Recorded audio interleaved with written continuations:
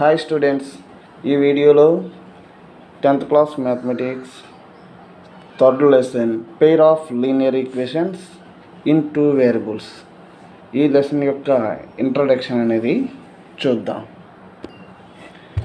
A pair of linear equations in two variables can be represented and solved by the two types.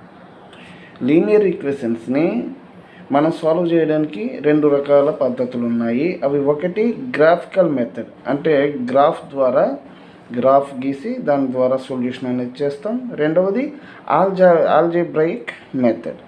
First graphical method చూడండి. The graph of a pair of linear equations in two variables is represented by two lines. First roman చూడండి. If the lines intersected at a point, then that point gives the unique solution. అంటే దాని అర్థం ఏమిటి? రెండు lines గీసినప్పుడు intersect అవుతే గనక ఒక పాయింట్ వద్ద ఆ సొల్యూషన్ యూనిక్ సొల్యూషన్ అనే అర్థం. In this case pair of equations consistent. ఇటువంటి సందర్భంలో పెయిర్ ఆఫ్ ఈక్వేషన్స్ అనేవి కన్సిస్టెంట్. నెక్స్ట్ సెకండ్ రోమన్ చూద్దాం. If the lines are coincide, there are infinitely many solutions, each point on the line being a solution.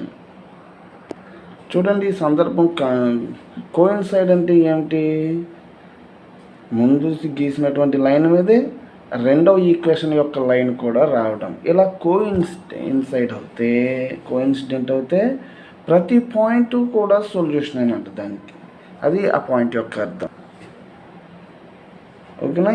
Each point on the line being a solution. In this case the pair of linear equations is dependent,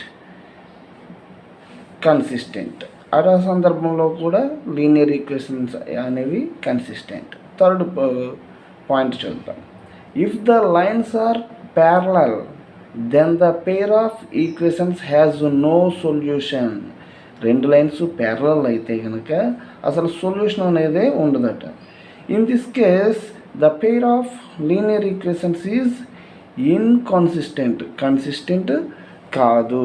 ఒకసారి diagram చూద్దాం. దీనికి కూడా చూడండి. Parallel line సందర్భంలో రెండు lines కూడా సెపరేట్గా వెళ్తాయి, ప్యారలల్గా వెళ్తాయి. ఎక్కడ కూడా ఇంటర్సెక్ట్ కావడం అనేది, కలుసుకోవడం అనేది జరగదు. ఇటువంటి సందర్భాన్ని మనం ప్యారలల్ అంటాం. ఇటువంటి లీనియర్ ఈక్వేషన్స్ ఇన్కన్సిస్టెంట్ అని మనకి కండిషన్ అనేది ఇవ్వడం జరిగింది. చూడండి, ఎగ్జాంపుల్కి a1x + b1y + c1 = 0, a2x + b2y + c2 = 0 అనే రెండు లీనియర్ ఈక్వేషన్స్ మన దగ్గర ఉన్నాయనుకోండి. ఫస్ట్ ఇచ్చిన కండిషన్ ఏంటి మనకి? Intersecting lines. ఇంటర్సెక్టింగ్ అనుకోండి, అవి ఏమిటంట? a1/a2 is not equal to b1/b2 రావాలి. a1/a2 is not equal to b1/b2 వస్తే అవి ఇంటర్సెక్టింగ్ లైన్. ఈ సందర్భంలో మనం గ్రాఫికల్ మెథడ్లో తెలుసుకున్నాం. ఈ లైన్స్ ఏమవుతాయి? కన్సిస్టెంట్. నెక్స్ట్ రెండవ కండిషన్ ఏంటి మనకి?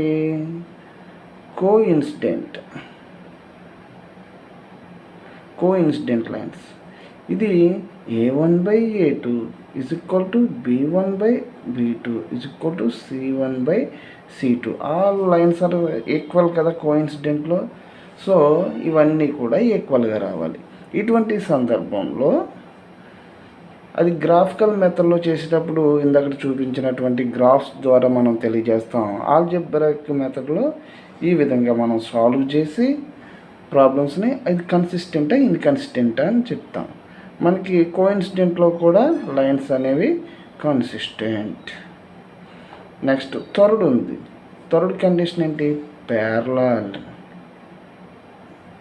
ఈ సందర్భంలో a1/a2 is equal to B1/B2 is not equal to C1/C2. ఈ విధంగా వస్తాయి. A1/A2 B1/B2 సమానంగా వస్తాయి. C1/C2 అనేది సెపరేట్గా వస్తుంది, నా ఈక్వల్ కాదు. ఇటువంటి సందర్భంలో లైన్స్ ప్యారలల్ కాబట్టి ఇది ఇన్కన్సిస్టెంట్. ఓకే, ఇక్కడ నుంచి మనం ఎక్సర్సైజ్ లెక్కలోకి వెళ్దాం. ఇప్పుడు ఇది ఈ వీడియో యొక్క third lesson, pair of linear equations in 2 variables యొక్క 2 వేరియబుల్స్ ఎందుకన్నాం, ఇక్కడ ఎక్స్ అనే ఇంగ్లీష్ లెటర్ ఉంది, ఇక్కడ వై అనే లెటర్ ఉంది కాబట్టి 2 వేరియబుల్స్ అన్నాం. దీని యొక్క ఇంట్రడక్షన్ ఇది. ఈ ఇంట్రడక్షన్ బాగా గమనించినట్లయితే మనం ఎక్సర్సైజెస్ అనేవి చాలా బాగా చేయవచ్చు.